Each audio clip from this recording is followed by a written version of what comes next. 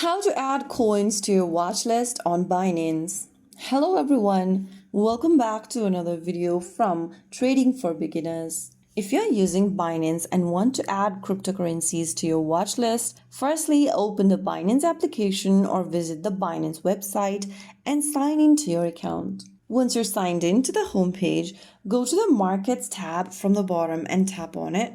Inside the Markets tab, go to the search bar at the top and find the cryptocurrency you want to follow. For example, let's type in Doge and search. Now from the list, select the one you'd like to add to your watch list. And this will open up this chart page. Go to the top right corner and tap on the star icon. And once the star icon fills with a yellow color, the coin will be added to your watch list automatically. If you ever want to remove the coin or the pair from your watch list, open the coin again and tap on the filled star icon to unfavorite it. So that's how you successfully add a cryptocurrency to your Binance watch list. If you found the video helpful, don't forget to like, share, and subscribe to our channel. I will see you again in the next video. Stay tuned and thanks for watching.